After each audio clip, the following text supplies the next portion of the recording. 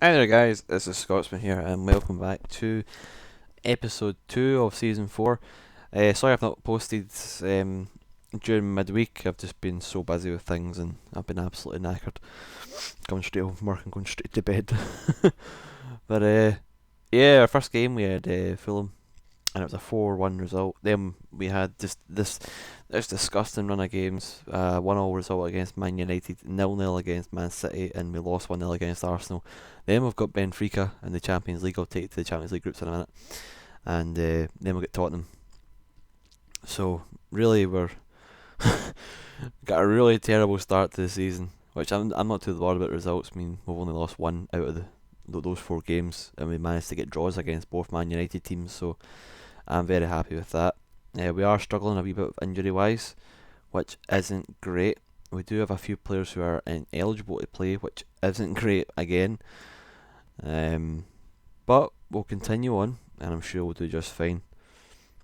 So I'll show you my Champions League group. You've probably seen there, Dortmund, Bilbao, and Benfica. I mean, they're not the world's best teams, but they're really solid teams. So that isn't great.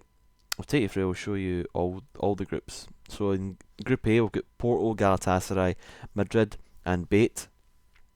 In Group B, we've got Copenhagen, Chelsea, Olympique Marseille, and Gladbach.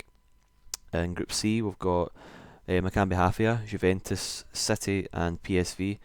In Group D, we've got Rapid Wien, Rapid Wine, or Wine, oh fuck it. Atletico Madrid, Bayern Munich, and Sporting Lisbon. In Group E, we've got Roma, PSG, Leverkusen, and Young Boys. Our group, Dortmund, Wolves, Bilbao, Benfica. Group G, Barcelona, Celtic, Dynamo Moscow, and Inter Milan. And Group H is Anderlecht, Man U, Shakhtar, and Cluj. So, some pretty good teams in there, and some pretty beatable teams as well to make it through. So there's not really much to show you from the fixtures. We never really got any points, and it wasn't particularly fantastic football. So we'll just jump straight into the game. Yeah, we'll do that. We'll play Nested, because he's not really been playing that much. We need to get him in some game time. Tadic, Kristeg, Hughes, Ismail, Shotton, Gomez, Benor. What about Danny Bath for Gomez? He's not played yet. Bill Mackay is out for another 2 weeks yet, which isn't great. Not great for us. But Malpe at the moment has been our main man. His value is up to 11 million, and yeah, he's looking like a really good player. So let's jump into the game against Benfica, which is going to be a very difficult game. They are a very good side, and they've got Nagel on there. That's an interesting signing. Very good defensive midfielder.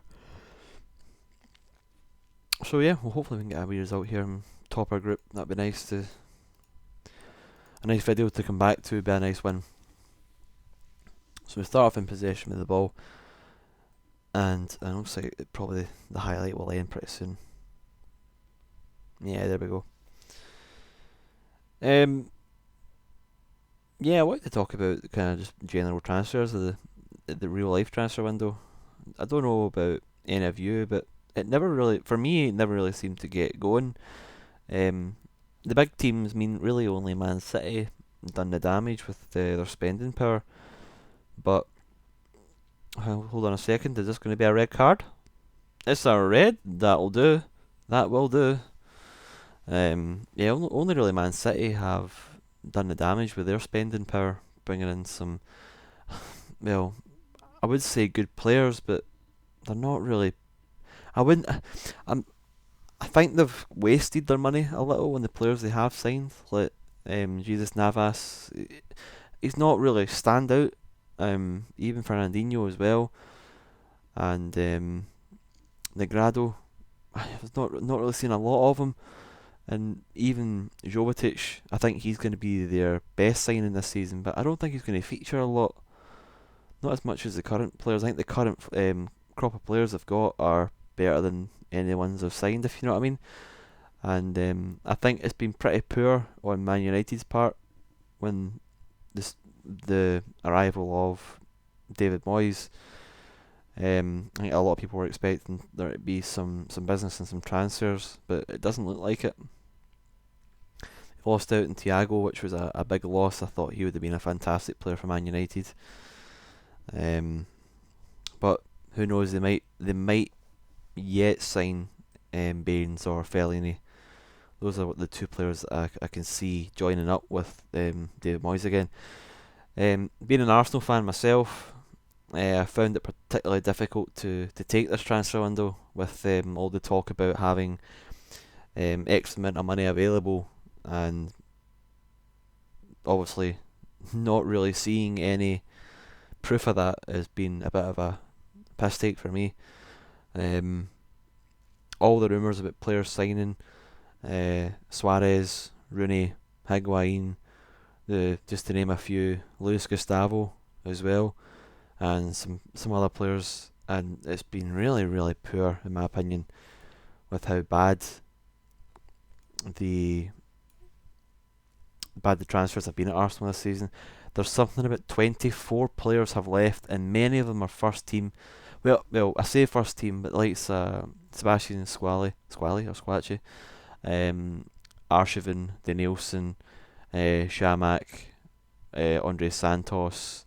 I'm pretty sure I've missed a couple there. They weren't first team, but they did feature in the first team last season, and that's players that we won't have now for the upcoming season. But maybe the only difference is that this year Arsenal haven't lost any of their top players, any of their first team players. Ah, damn it, they've scored. I knew that was coming. I knew that was coming in the last minute. I'm so gutted at that. Bastards. But yeah, I'm really disappointed with the amount of players Arsenal have signed. I mean, they've only signed Yaya Sanogo, which, and if you've played previous FMs, you'll realise that Sanogo was a wonder kid on previous FMs, but he's not really came to anything in real life. As you can see, I did take the information on board from the comments in the last videos. I got rid of Gallon, my assistant manager, and I've brought in the legendary Deco as my new assistant manager. He's not. I don't think he's got the greatest stats yet, but I think he'll improve as an assistant manager. Plus, he's quite an attacking. His attacking stats for the assistant manager is what I want for my training. But yeah, disappointed with the likes of what Arsenal done. Chelsea, not really. I can't even remember who they've signed. I think it's Ginko, was it? Oh, I honestly can't remember. I feel that the top teams apart from Man City, they've not done that much kind of shopping. the best signing for me in the Premier League this season has to be Soldado to Tottenham, and that worries me as an Arsenal fan because of, though they've still got Bale, I think he will go. I think he will go to Real Madrid at the end of the transfer window, and I think once he goes, it will open up the floodgates for all other transfers. Like Suarez will then move on to another team. Then Rooney will move to another team. Whether or not they will join other rivals in the Premier League is another question. But what I'll do is, because I've not uploaded this week, what we will do is we'll continue through and we'll play another game. I'll just continue talking about kind of what's going down in real life. I think one of the best signings of the transfer window worldwide has been, is it Patrick Aubameyang, who signed for Dortmund, and he scored a hat-trick on his debut. And I mean, not many strikers score a hat-trick in their debut. I think Dortmund are going to really challenge Pep Guardiola's team this season. But there's still plenty of time for the transfer window to come up with some good buys. I think Cardiff have done well in the transfer window. I think it's Andres Corlinus. I think that's his name. Signed from Denmark. I mean, he's very young, and they spent 8 million on him. So who knows about that? I think, spending 8 million on a striker, being as young as that, it really shows maybe the talent that he has got. So it'll be interesting to see how he does this season. I think he'll score 15 plus for Cardiff, because he's going to be You don't spend 8 million on a striker being just promoted to the Premier League and you don't play him. You need to play him every game if he's cost 8 million. Plus, Colker as well from Spurs has been a fantastic signing. and I'm pretty sure there's a couple other ones in there as well. Southampton are a team that I think will do pretty well. The signing of Victor Wanyama, that defensive midfielder, I was hoping he was signed for Arsenal. I felt that he was a player that Arsenal desperately needed. That player who can do the dirty work in midfield, because we don't particularly have a player who's a defensive-minded midfielder. Which, well, who knows? That, like I said, the transfer window could throw up some surprises here or there.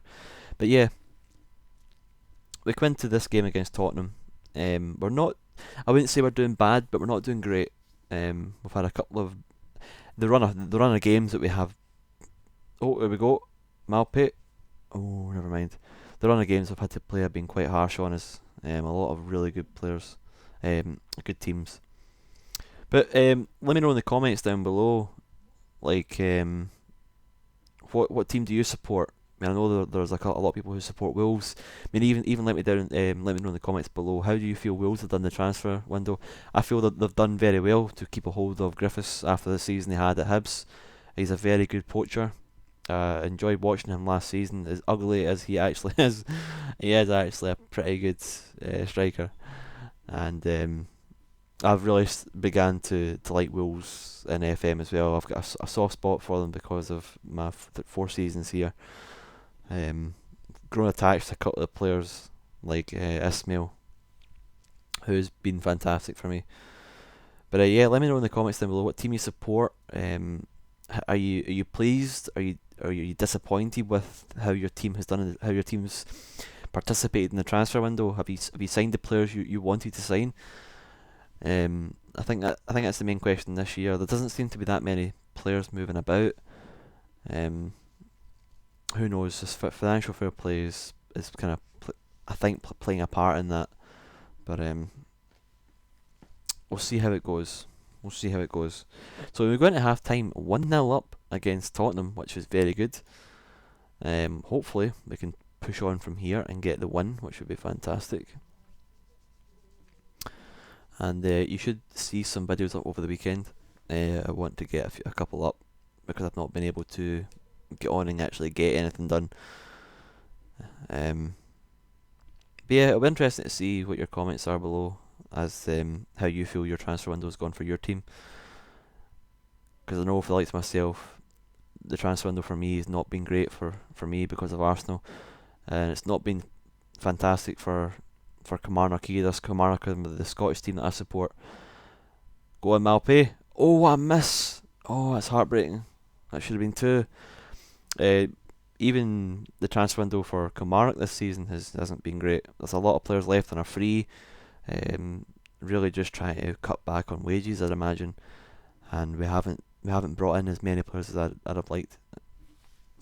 But I suppose that's this day and age. Clubs need to survive and what they can afford. I don't understand what Arsenal are doing.